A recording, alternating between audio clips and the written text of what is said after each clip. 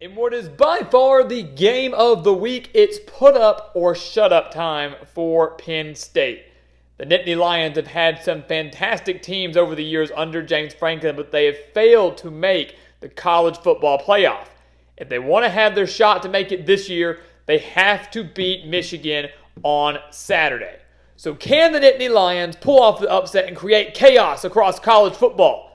Or will Michigan steal a win on the road? That is the question we're going to answer today. So welcome back to the Gridiron Expert, guys. We're so glad you could join us today. As always, please continue to like, comment, subscribe, share our videos, and of course, check out everything down in the description below, including those expert picks over on the gridironexpert.com, where we are on a 62-29 run against the spread. That's over 68% against the spread, 62-29 runs, some of the best picks in the entire country.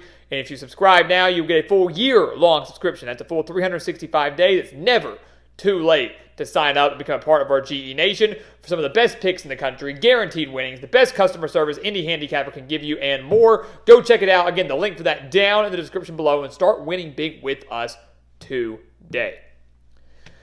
So let's take a look at this game, guys. I am absolutely ecstatic for Michigan and Penn State. Typically a pretty good game between these two programs. Last year was not a big-time win for Michigan, blowout win for the Wolverines in Ann Arbor, but this year's in Happy Valley. Things can get kind of crazy down in Happy Valley. It's one of the most difficult places to play in the country, and I will say it's a sin that, of course, this game is an 11 a.m. Central Time kickoff. Got to have that big noon kickoff. Got a potential top 10 showdown here with major playoff implications, major Big Ten East title implications. It's at 11 a.m. It's a shame. It's a sin, but I digress.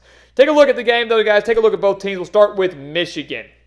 Look, we can sit here all we want, and we can talk about the sign stealing scandal. We can talk about whether they deserve it or they don't. But bottom line is, nothing's going to happen, right?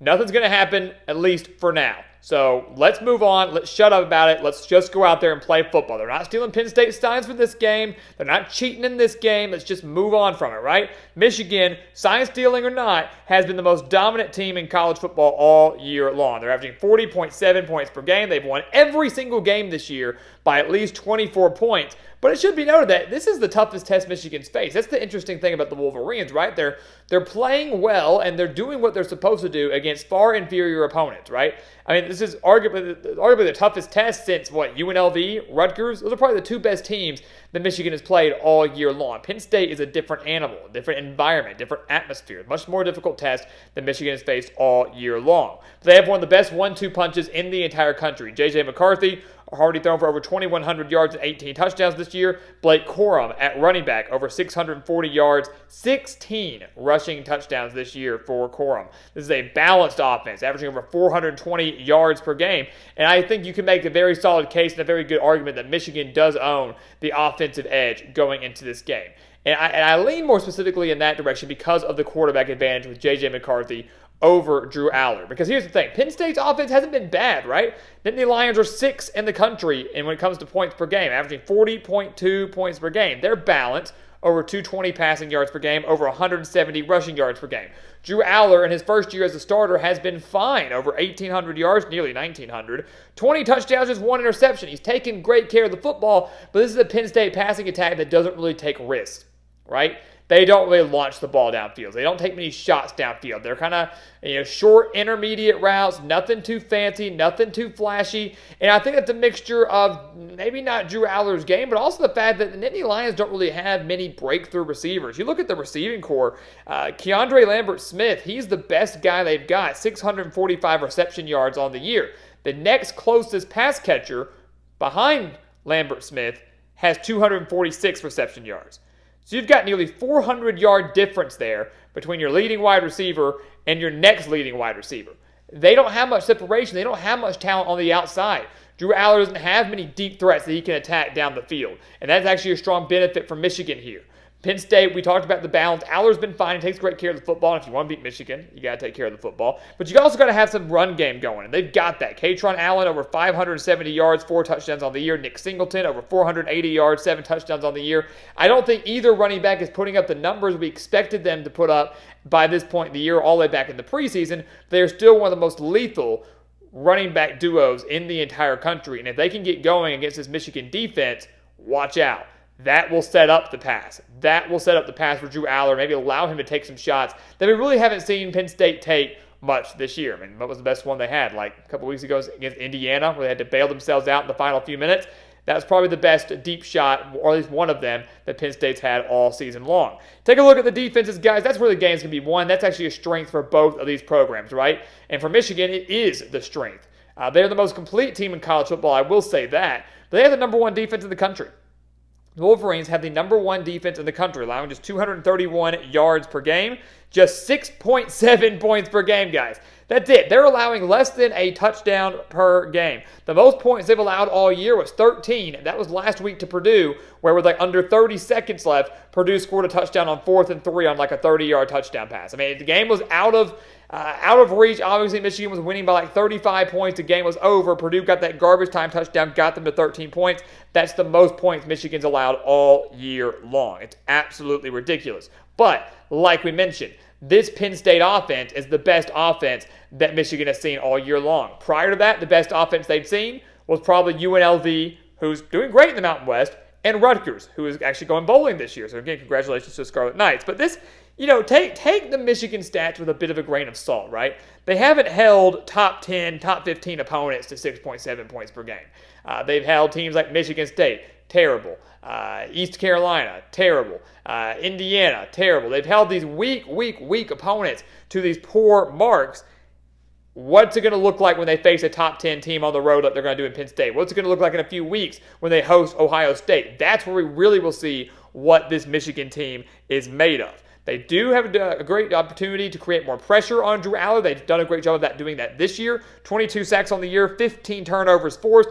And if you're Michigan, you want to slow down the run, you want to bottle up the run. The Wolverines allowing just 90.1 rushing yards per game and force Drew Aller to deliver. Force him to win the game through the air. He hasn't really had to do that much at all this year. Can he do it? Take a look at Penn State. Their defense phenomenal too, right? Manny Diaz has done a phenomenal job in Happy Valley with these Nittany Lions. They're giving up less than 12 points per game. They're second overall in the country in total defense, allowing just 234.4 yards per game. So you've got the number one overall defense in Michigan, the number 2 overall defense in Penn State facing off on Saturday. If that doesn't get you excited, I don't know what will. This Nittany Lions team, guys, is allowing less than 59 rushing yards per game. They're not allowing many rushing yards at all. As a matter of fact, Penn State hasn't allowed over 100 rushing yards since week 1 in their season opening victory over West Virginia. Since then, haven't allowed a single opponent to rush for over 100 yards. Last week against Maryland, held them to negative 49 rushing yards. I mean, that's an unbelievable, ridiculous statistic, especially in this day and age of college football. But similar to Michigan, Penn State really hasn't faced anybody that good. If you think about it, their best test was Ohio State, who has handed the Nittany Lions their only loss of the year. And in that game to Ohio State, which they lost by 8 points, they allowed the Buckeyes to put up 365 yards of offense, including 286 through the air. That's a bit of a concern, right? When they finally face a good quality opponent, a good quality team, Ohio State lit them up, especially in the secondary. Indiana lit them up in the secondary. Penn State barely surviving that game just a few weeks ago. So really it's a matter of which Penn State defense is going to show up, right?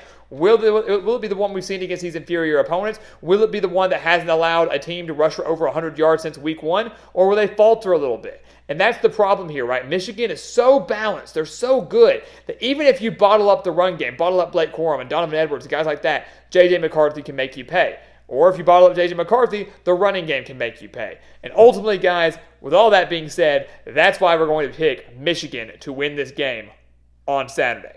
This is the game of the week. It has maybe the biggest implications out of any game on the slate this Saturday. A Penn State win means there's chaos in the Big Ten East, and we could end up with a 3-way tie for first. If Penn State beats Michigan and Michigan beats Ohio State, and there aren't any other upsets between now and then, you will have a 3-way tie for first place in the Big Ten East, which will make things very interesting, not just to see who goes to the Big Ten championship game, but also who can get into the college football playoff. Could the Big Ten get 2 teams into the college football playoff? That's if Penn State wins. If Michigan wins, they could be setting up for a potential number 1, number 2 type showdown in the season finale against Ohio State. Winner wins the Big Ten East, and then the winner of that, of course, goes to the college football playoff.